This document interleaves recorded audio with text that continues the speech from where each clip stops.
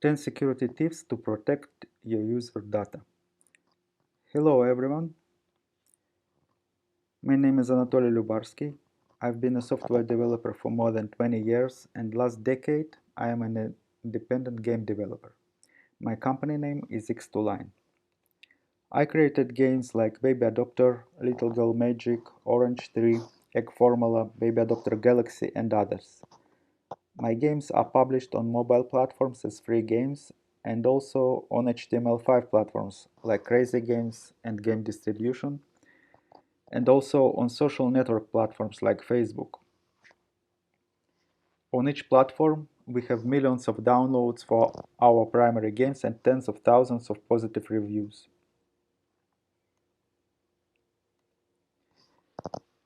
I also worked as R&D manager for Observit, the company that created a security software product, insider threat management software.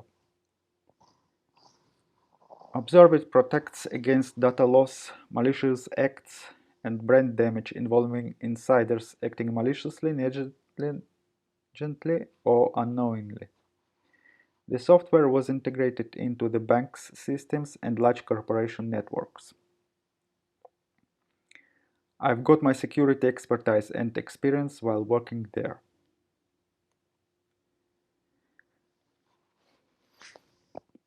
This talk will focus on data security for client-server games. Client-server architecture means that there are client devices where users typically play the game, and there is a centralized server which controls all communications and stores game progress and users' data. While the focus is on client-server games, I think the talk would be useful also from general security point of view, and I will mention generic security tips, those that are useful for all types of systems and devices used. I will go through basic security guidelines and then I will mention more advanced protection of personally identifiable information, PII, through the layers of the client-server system. Personally identifiable information is users' identifiable information, which is stored by the game or the application. Storing this information makes developers responsible for the security of this information. So the question is, how much time and how many resources should I as game developer invest in security? Sometimes securing your game comes at the cost of valuable time that could otherwise be used for game's feature development. Also, the game or application becomes less maintainable. Some basic security measures, though, are relatively easy to implement or even integrate into development process cycle. Probably it would not be wise to invest much into security architecture during prototyping or during developing the alpha or proof of concept. However, you need to be ready with a security solution plan at the time of a launch. Once a game gets some traction and becomes successful with many downloads, it would be at high risk if not secure enough, and at this point it might be also too late because the game becomes a target. I can mention a recent security breach in Rockstar when on 18th of September 90 videos showing 50 minutes of work in progress game footage were leaked. The footage contains animation tests, gameplay tests, level layouts, and conversations between characters. The hacker claimed to be behind the Uber security breach from the earlier week. They claimed to have downloaded the files directly from Rockstar's internal Slack groups and that they possessed source code, assets, and other internal information. I can also mention the recent security breach in Cisco, when initial access to the Cisco VPN was achieved via the successful compromise of a Cisco's employee's personal Google account. After obtaining the user's credentials, the attacker attempted to bypass multi-factor authentication using a variety of techniques. Once the attacker had obtained initial access, they enrolled a series of new devices for multi-factor authentication and authenticated successfully to the Cisco VPN. The attacker then escalated to administrative privileges, allowing them to log in to multiple systems. Following initial access to the environment, the threat actor conducted a variety of activities for the purposes of maintaining access, minimizing forensic artifacts, and increasing their level of access to systems within the environment. Modern security standards are much higher now than 10 or 20 years ago, and they continue to evolve. Each major platform updates their security and privacy policies at least several times a year, and developers spend much of their time for compliance matters. The following best practices and general guidelines and don't represent a complete security solution. Because these best practices might not be appropriate or sufficient for your environment, treat them as helpful considerations rather than prescriptions.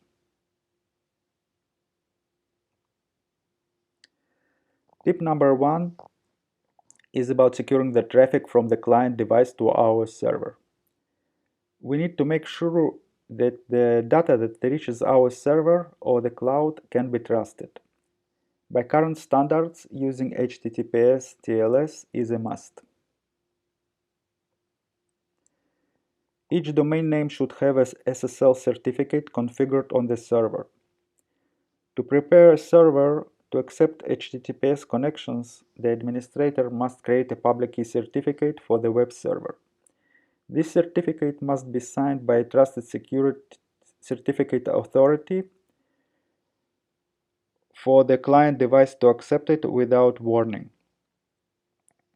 The authority certifies that the certificate holder is the operator of the server that presents it. HTTP, FTP, and SMTP server logs should be enabled so that we can keep track and monitor and be able to check if something suspicious had happened. Speaking about communication between the client device and the server, I'd recommend signing requests. The signature is a piece of text which is sent with the request. The signature signs other meaningful parts of a request using some known algorithm and a public secret key. On the server, the request's parts are signed again and signatures are compared. Signing ensures that the request was not tampered or eavesdropped. Tip number 2 is firewall. Firewall on the server side is very important. The best option is to have a hardware firewall. A hardware firewall is a network device that is connected upstream from a server. The firewall blocks unwanted traffic from a server before the traffic ever reaches the server. The main advantage to having a hardware firewall is that a server only has to handle good traffic, and no resources are wasted dealing with the bad traffic.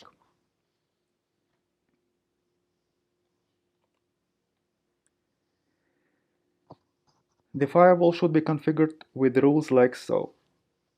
Only ports 80 and 443 should be opened for public. It is internet traffic. All other ports should be blocked by default. Certain IPs should be denied all access. I am talking about IPs identified and tracked to be a source of malicious requests or DOS attempts. Some ports are required for administration, for example remote access. Therefore, while these ports are opened, they should be restricted only to certain IPs, which should be whitelisted temporarily. Tip number 3 is securing database. After we secure the requests and those are streamed to our server via the firewall, The next layer to secure is our database, where we plan to store personally identifiable information, plus other gameplay-related data. The database is the most important layer to secure. Modern security posture assumes a low-trust network, where it is assumed a network breach may occur. If the server is compromised, we still need to make sure that the data that is stored in the database is secure and can be neither stolen nor tampered.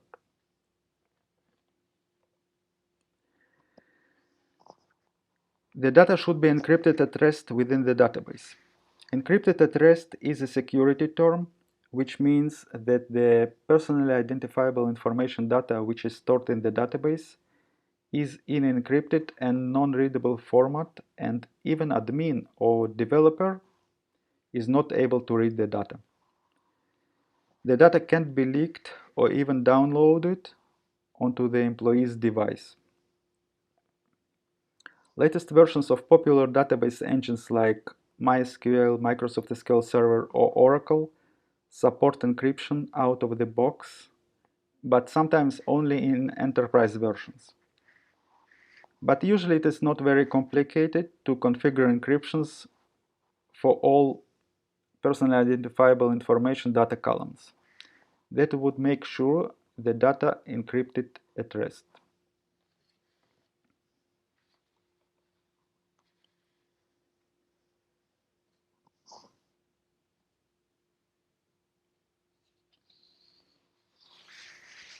A special user should be configured for the database server, and specific database users should be configured for each database using the least security privilege guideline in mind.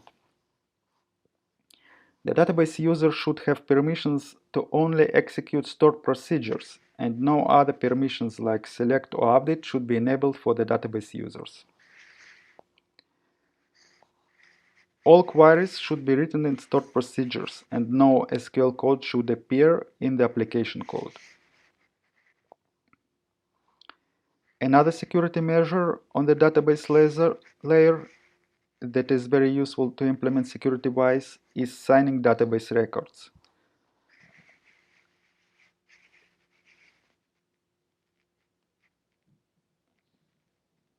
Certain columns of the record are signed with a certain algorithm and a secret key before they insert, and a special column called signature would store a signature for each record. When the data is fetched, the fields are signed again and the signatures would be compared. That would make sure that the data is not tampered or replaced within the record or between records. This technique is similar to the technique of signing requests I discussed earlier.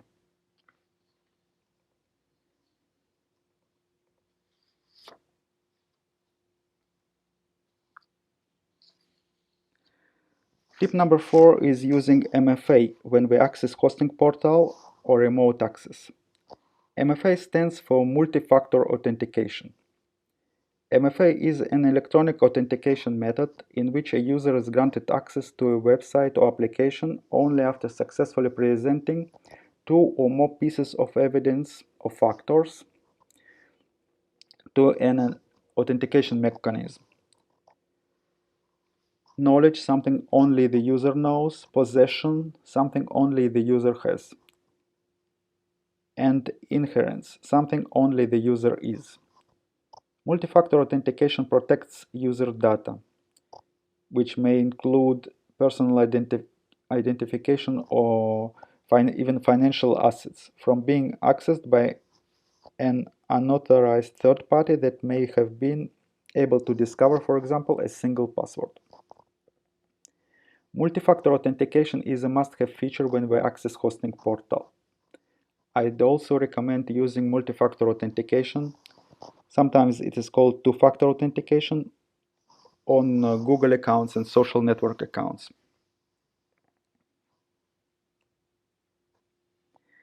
There are several types of multi-factor authentication available. Some of them are not very secure. For example, after we enter user and password, a code is sent either by email or text message, and we need to fill it in order to authenticate. If email or phones are compromised, even temporarily, then the intruder would be able to overcome the multi-factor authentication. That type of multi-factor authentication could not be considered 100% secure. This type of multi-factor authentication was breached during recent security incident at Cisco. However, even not secure MFA would still be better than no multi-factor authentication at all.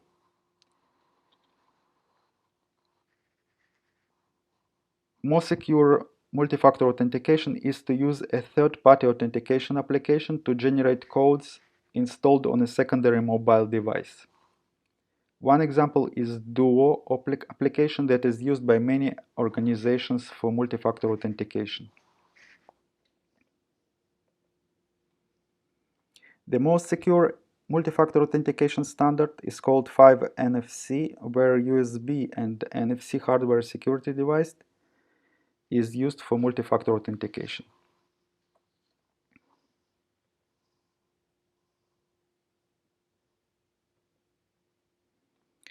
Tip number 5 is Vault, or secret management. Until now, we discussed securing traffic from client device to the server, firewall, multi-factor authentication access to the hosting portal, data encrypted at rest in the database, signing database records, and signing requests. Probably the last layer to secure that we have not discussed yet is securing secrets stored at the server.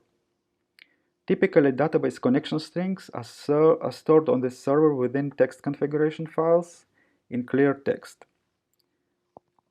This is the most common way developers store database connection strings. If the server is compromised though, or breached into, the connection to the database and other secrets might be compromised too. Vault is a system that provides secrets management, identity-based access, encrypting and auditing of secrets for database systems and users.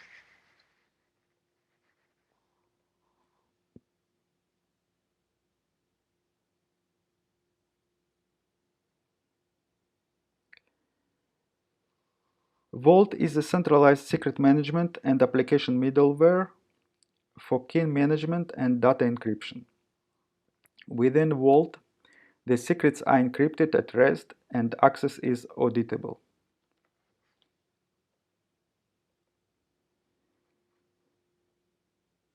Some Vault solutions are free, for example, HashiCorp Vault, which you can see in this screenshot.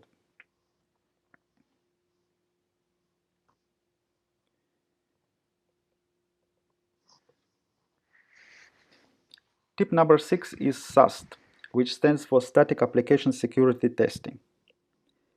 We went through all layers from traffic to database with tips to secure each layer. We also need to check our game software for potential vulnerabilities. For that, we can use SAST, Static Application Security Testing software, which is used to simply scan the source code for vulnerabilities. Costs to fix in development are 10 times lower than in testing and 100 times lower than in production. SAST tools run automatically, either at the code level or application level, and do not require interaction.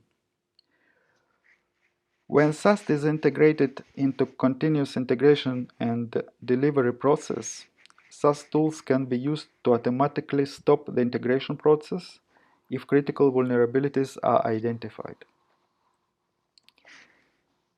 Because the tool scans the entire source code, it can cover 100% of it, while, for example, dynamic application security testing covers its execution and possibly missing parts of the application or unsecured configuration in configuration files.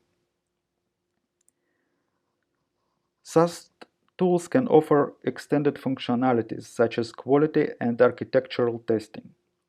There is a direct correlation between the quality and the security. Bad quality software is also poorly secured software.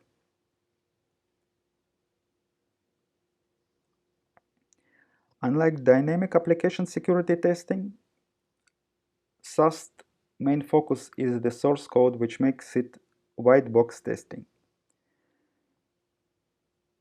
A SAST tool scans the source code of the application and its components to identify potential security vulnerabilities in their software and architecture. Some static analysis tools are pretty good and are able to detect most existing security vulnerabilities in the code. In this screenshot, you can see AppScan-Go static analysis test application tool by HCL Software.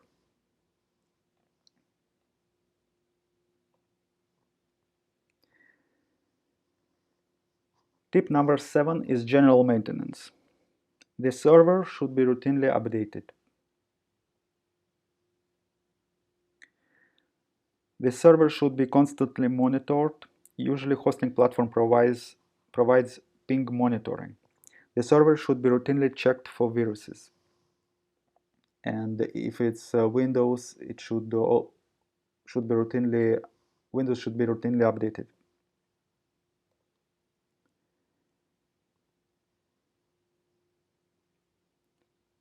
The server should have a system for user management with the least security privilege guideline in mind.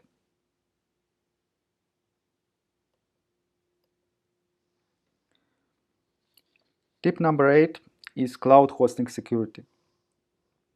Typically, developers would use cloud for storing static assets. The cloud hosting should also be secured. It is usually done by configuring policies. For example, Amazon S3 has buckets and we can configure policies for each bucket. For example, we need to prohibit read-write access for buckets and only allow read access for individual assets. Again, we should use least privilege access guideline. Another tip is to require HTTPS access and optionally enable server-side encryption in cloud solutions that provide this option. For example, Amazon S3.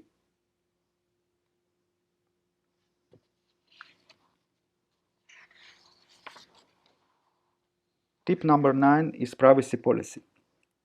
The game's privacy policy should be specific for the specific game and for the specific platform. Each platform is different. Google, Facebook, Apple, or Steam, and each platform has different requirements. It would be a mistake to create a universal unified privacy policy for the game or for all of your games on all platforms. We should consider creating a separate version of privacy policy for each of the platforms the game is deployed.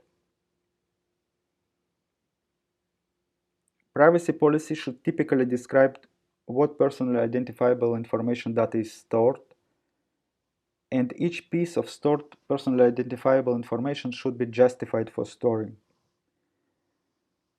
The user should have options to request data deletion, and these options should be listed in the privacy policy.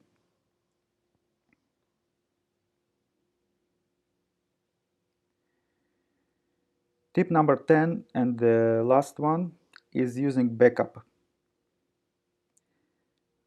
We should backup everything either on the server production environment or on developer devices.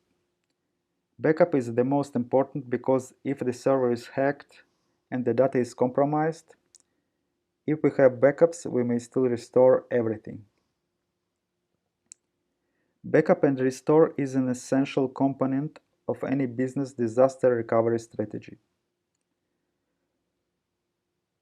Windows Backup and Restore makes periodic full image backups of your files on a schedule you specify.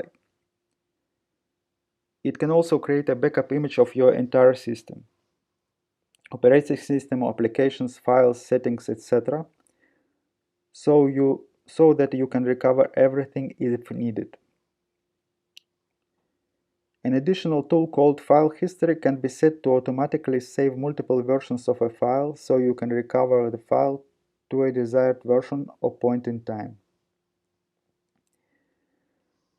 For Apple, built into Apple Mac OS, Time Machine automatically performs hourly, daily, and weekly backups of your entire Mac system. It can save the backup to your Mac to an external drive. When it's time to restore files, Time Machine lets you flip through dated backups to choose the recovery point you want.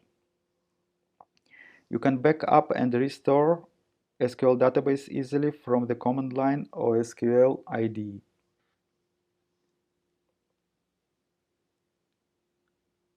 Thank you.